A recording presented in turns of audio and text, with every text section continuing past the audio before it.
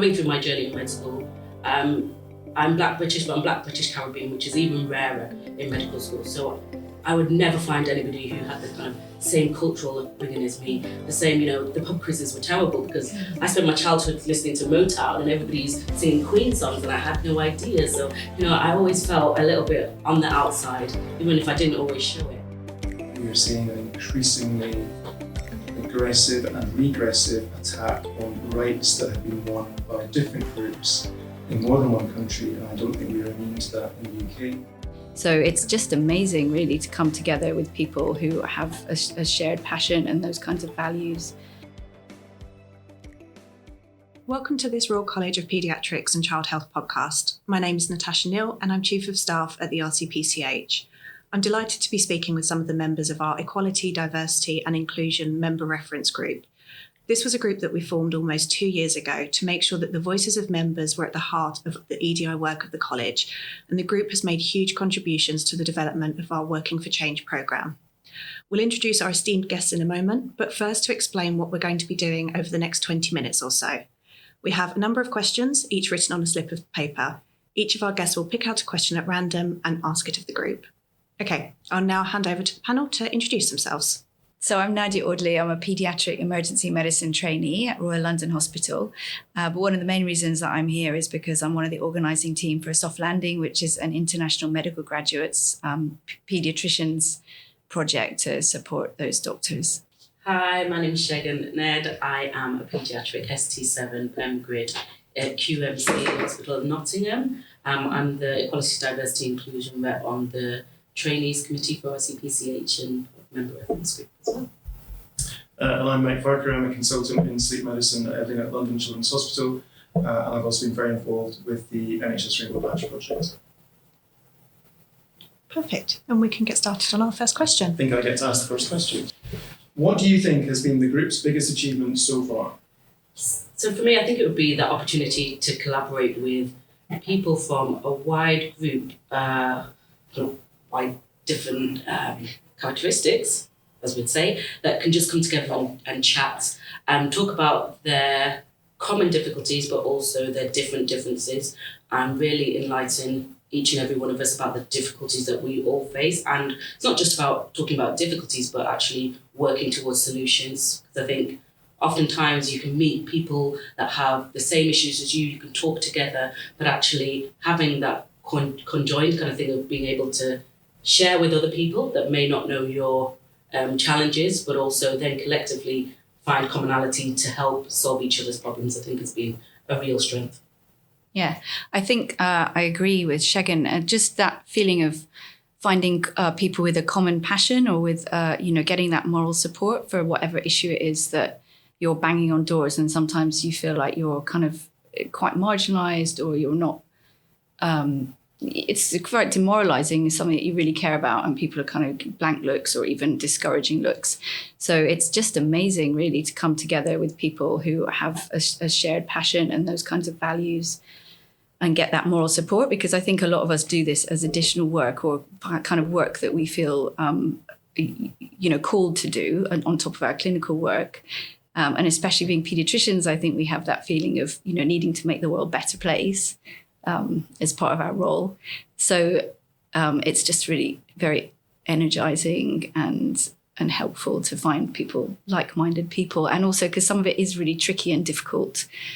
So people that you could troubleshoot stuff with when you come up against a problem or you're on uncertain ground, or there's a lot of expertise in this area, and I would probably only see my angle on it. So it's just like a kind of a safe space. I would agree completely. I think the bigger bit of work that the college has done in equality, diversity and inclusion, so the reports that we produce looking at bringing these issues to the fore, I think are all absolutely brilliant. But for me, the strength of the group is exactly that. It's created a space where I think we have all felt safe to be able to talk about some really difficult issues. I think it's a space where people have shared things that they perhaps wouldn't otherwise have shared, and were able to do that because they felt secure and confident. And I think I've certainly learned most from that. The intersectionality, different people coming to ideas for the first time with their perspectives and takes on it, I think that's been really, really informative for the group in particular. We can have our next question. Question 2. How did you get involved in EDI work? I'll go first. I came out relatively late in life, so I came out in my 30s, and that meant I grew up hiding that bit of me of who I was. So I was already a consultant paediatrician by the time that I came out. And one of the things that I really wanted to do when I did come out was to try and make sure that people coming after me would not have to think and feel the way that I did as a child, a young person, a young adult. So that very much drove what I've done, and that was through the Rainbow Adventures Badge project initially, which then has opened up lots of doors to carry on doing it. But yeah, it was, for me, there's a quote about, trying to be the person that you needed when you were younger. So I'm trying to create that space for other people. It's such a great question. I will answer. I'll answer next. I think, they're really personal stories, I think, that usually bring you to this work. But in my case, I grew up in Saudi Arabia, and my mum's English and my dad's Arabic. And so my dad was very Muslim background, and my mum kind of quite white Christian sort of English background. And I always felt like I was in the middle of those two. And also Saudi is a very strict country and quite prescribed ways to be. And then I came over to the UK, and I was just so really grateful that even with all the issues and problems, and obviously, around Black Lives Matter and the setting up of this group and all the issues with systemic racism, the UK is very far from perfect. But I felt that it was a place, and especially where I live and work in London, that you could, as a teenager, I felt you could be who you wanted to be much, much more than kind of the other alternative where I grew up. And but I did really struggle with identity and fitting in and trying to be, English or British or Arabic or, where did I fit? And I think it's really important to me for people to feel welcomed and to be able to be authentic and to be able to not have to hide who they are. I just think the UK is a very welcoming place, but it can be a really very difficult place as well. And I sort of felt that when I came sometimes. So I wanted to make it easier, like similar to Mike. You want people to not have to go through the struggles that you might have gone through. Yeah, and I think for me it's kind of a bit of a difficult question in the sense of some of it I don't think I necessarily had a choice, because I think some of it is out of, as we've all said, our life experiences. So I'm Black British Caribbean. I was born here. My parents were born in Jamaica and Guyana in the Caribbean. So I grew up as a Black British citizen. I was the only person in my kind of area school to go to med school. I remember being told in high school that I probably shouldn't apply for med school, and I was a bit gung-ho, so I just organised for me and my friend to get on. It was Nottingham, come full circle to go to Medlink. It was back in the day, I don't even know if it still runs. We got a coach by ourselves who said, no, we're going to be doctors, and we both are now, 20 years later. Not that 20-something years later. But I think I've always had to grow up fighting. My dad has been blind since he was a child, so I've always grown up in a family. I'm not disabled myself, but where I grew up going to, there used to be a Blind Teachers Association, so going to conferences every summer, learning about inclusive education. There was a group back in the 90s that we used to go to every summer. And so it was always, as much as I didn't have a disability myself, I was often a carer as a child and as an adult for my dad, and seeing the barriers that he faced, always kind of, I would look out and see things that maybe if I hadn't had that upbringing and that perspective, I wouldn't see. And so from med school, I was always trying to find ways to kind of help where I saw that there was things that kind of weren't as I felt they should be. For me, going through my journey in med school, I'm Black British, but I'm Black British Caribbean, which is even rarer in medical school. So I would never find anybody who had the kind of same cultural upbringing as me. The same, the pub quizzes were terrible because I spent my childhood listening to Motown and everybody's singing Queen songs and I had no idea. So, I always felt a little bit on the outside, even if I didn't always show it.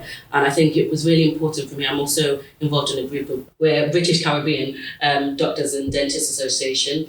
And it just gave the opportunity to try and help those that may feel that they're not supported or included to feel part of a group that's included. So how did I get into EDI?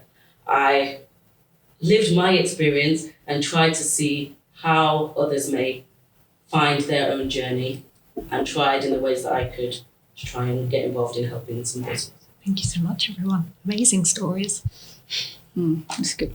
So, well, if I can ask Mike and Segn, what do you think, so probably Mike first, what do you think is the biggest challenge that the college's EDI work will face? In honesty, I think that we're in a political climate that is becoming increasingly toxic. So we're recording this the week after Roe versus Wade was repealed in the States.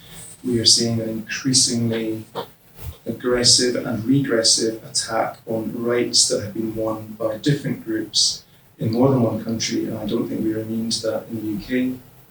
I tend to come at this from the perspective of LGBT plus people, particularly LGBT plus young people, and trans and gender diverse young people and adults are right in the firing line of all of this.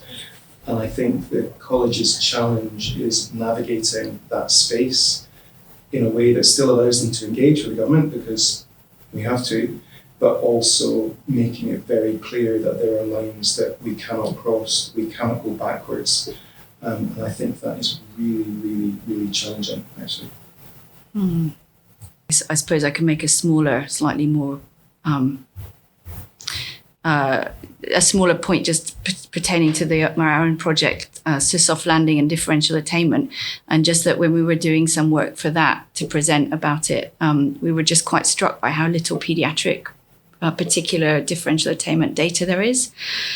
So just, I suppose, with the rising awareness, and I know I've been in the meetings where we've talked about how do you collect this data, and what is, really just how do you even collect the data, and it's surprising that we don't have it, and it's disappointing that we don't have it for pediatrics really, and it's just not out there. So I guess I don't think that's a big challenge, to be honest. I feel like that's not a massive challenge. So I do think I do think we should be moving more quickly with those things, because that's definitely easier than changing the whole political landscape.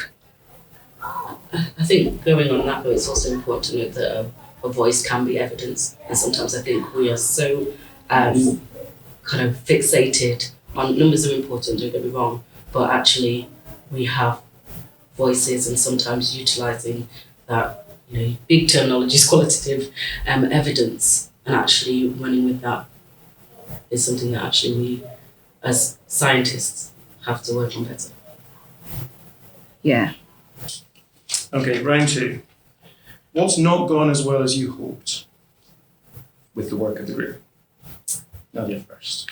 So I think having that optimistic sort of, we're going to change the world, the meeting, the first meeting and like all the planning and things, and then the kind of reality of the really day-to-day graft of what is involved, and also the difficulty of people's lives. And I think how much surviving is going on, for everyone really, like colleagues working, A&E is super busy, and the children and the waiting list for community pediatrics and the patients, that kind of takes away a little bit from your kind of improving the world work. So I think it's a little bit hard times at the moment. So I'm looking for kind of being reinvigorated, and we I suppose do look a bit to the college for that. And also resource, I suppose, money and time, like people, consultants with PA time for this. I guess the college is not responsible for that, but emphasizing people's stories, hearing those voices, and having kind of time and money to really promote those. And yeah, I think I'd probably echo similar. I think it's more we have the passion to do things, but we have two hands, and sometimes it's that balancing. There's so much you could do. I mean, the realities we're just talking about, we all come at things from different slants and different angles. But as you mentioned, in terms of the intersectionality of things, I'm a Black British woman, less than full-time, female who's, got a kid who, there's so many different aspects of things, and you can have ideas in so many different areas, but actually materialising, getting things done, which we have. When we look at the reports, the 1 year on report we have, one of the things that I've been involved in is the Reciprocal Mentorship program, and we really, really wanted to roll out a really good, big scale program. I was like, yeah, we're doing this year. Like, it's been 2 years down the line that we've been planning, and we have got a pilot going at the moment, but I'd hoped it had been bigger. But actually, progress is still progress. So for me, the biggest challenge has been that reality doesn't keep up with my own mind. But I can see that there's progress, and I think we've still got a way to go, but we're going there. I'm going to echo both of those, I think, to a degree. And that I do think that data is important. And so I've a bit of experience in the last 10 years with 2 projects, one around fatigue and one around the Rainbow Nitrous Survival project. And with both of those, they kind of trickled along at a low level, and then they got to a point where there was traction and things then really took off. And I think that data is one of the things that's key to that. It's being able to show to the paediatricians for whom this is not their lived experience why this matters. And to be able to say, what the experience is of people they're looking after, of their colleagues, and then to say, well, if you get this wrong, this is how these people's outcomes are worse, and we need to change that. And so I think for me, I'm slightly tempered by the fact that it's taken a while with previous projects I'm involved in. I guess I'm a little disappointed we haven't quite yet got to that biting point of this being really seen as the core business of every paediatrician and engaging with it. But we'll get there. I have every confidence we will. As you say, progress is progress, and the commitment of the college to support this work, I think, is really clear and really important. Yeah, it would be nice. I haven't said it yet, but it would be really nice to just say that Camilla Kingdon's been a really, really, really helpful, loud voice in this, and it's massively supportive, isn't it? And helpful having someone like that. So just say thank you, and please keep it up. We need you. Definitely echo that. Thank you, Camilla. And following that, it's not remiss to say actually, sometimes we are generally as the clinicians volunteering our time, but actually we've had a dedicated staff member, Carlotta, who's been with us, and actually it's a lot of resources, even just to get to the report stages, the planning stages. We've got Natasha here, Rob, Banu, and I think it's just the reality is actually to take things off the ground, you need a lot more resources and hands at such a big scale to do things. So, next question. What voice do you think is missing from the group at the moment? So I don't think completely missing, but I think the group that I'd really love to see us doing more with is children and young people themselves. I think the college has a lot of really proven excellence with the RCPCH and us team in bringing the voice of children and young people in. And I think that the lived experience of paediatricians and the staff that make up the people of college is really important. But actually, I think looking into the further future, centering this work around children and young people, what this means to them is absolutely essential. And I think we've got a bit more work to do to bring that voice into the work of EDI, Stream and the reference group. But again, I think that is already a work in progress, so I'm just very excited to see it. I think it's the voices that are missing are the ones that we haven't managed to reach yet. And so even if people hearing the podcast now, they thought, actually, I can't do that, or I don't know anybody, actually, probably the people that we really want to hear from.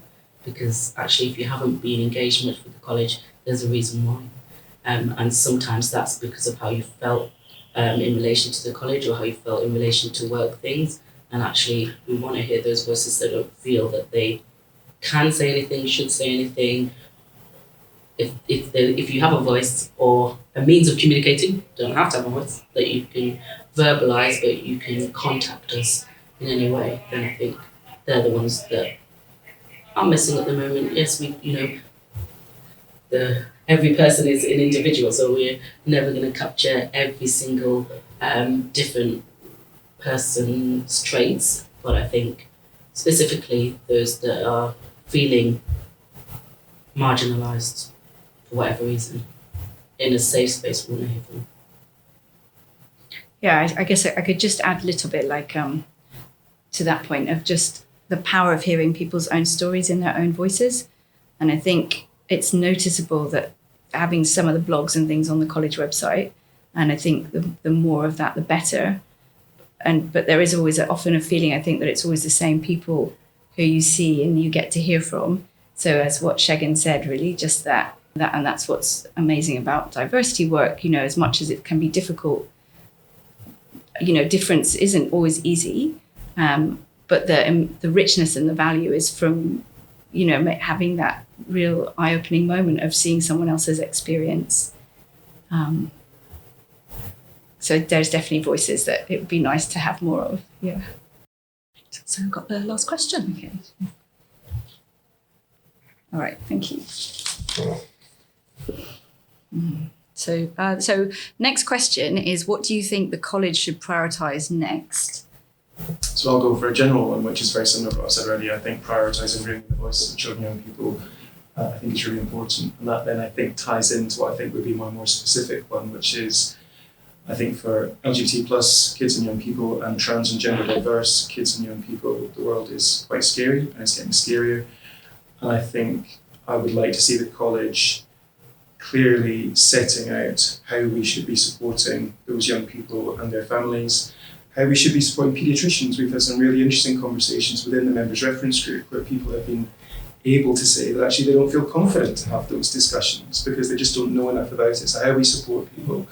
And I think, although we're talking about a relatively small percentage of the population, they are so front and centre in terms of media that I think it's really important the college has a clear strategy for that. And I know that that's very much.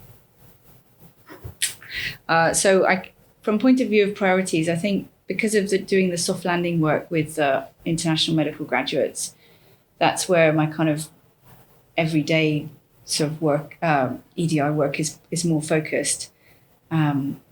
I think the priority should be probably with regards overseas doctors who are coming over. I think lots of the time if they come as trainees, it's a really good experience because there's like a whole school of paediatrics behind them in whatever deanery. But often if they're clinical fellows or SAS grade doctors, then they kind of left behind, or they're not so much part. They're not embraced so much part of the kind of paediatric family, and I think they end up feeling really disappointed or really resentful at times. And I don't know exactly what the answer is, but I think given that our workforce planning and recruitment involves such a lot of overseas doctors coming to help support our rotas, and that we do need them, more than they probably need us, even though we sort of sometimes act like it's the other way around. So I think really obvious work and career development things for those doctors and things to really help them achieve their potential, so that we can feel reassured that we're providing resources to reduce differential attainment in those groups and make sure that they can actually achieve their potentials, that they've given up whatever they've given up to come over here and work in the NHS. And obviously they get some benefits from that, but also that we're doing our kind of duty of care towards those doctors who sacrificed a lot to come and help deliver our service here. So that would be my priority. So for me, priorities-wise, I think having helped to work on some of the action points from the action plan that we had following putting down Lada's report, I think it's important that we are on our way to completing the majority of these goals and targets that we had as a college. But I think it's important that we get to kind of completion is a phase, because it's completion and then continuation. But I think it's really important that as a college we can say we aim to do something and we complete it and we do it and we continue to sustain it. So priorities immediately, I would say, is kind of making sure that we're not forgetting what we've said we're going to do and making sure that we're accountable to that and doing that. As I said, I'm involved in the Reciprocal Mentorship program in kind of creating that and building that up. And I'd really love to see that kind of continuing next year, because I think it will help to give people that opportunity to collaborate with senior members of the college, with other members of the membership, to really see where at a more kind of direct level how different experiences can be affected by the things that paediatrics in general or child health towards young people in general can affect them. So I think being completers of what we say we're going to do is the priority. So we can have lots of ideas, but I think we need to make sure that we're finishing them. And for me, I think it's not shying away from things that are really difficult. So as Nadia mentioned earlier, we had evidence emerging about international medical graduates. We've had in the recent weeks reports about racism being systemic in the NHS. There's lots of discussion before and people can give their own opinion, but we have data, we have results now. And I think it's not shying away that, as I said, that's always going to be one of my most important slants for me.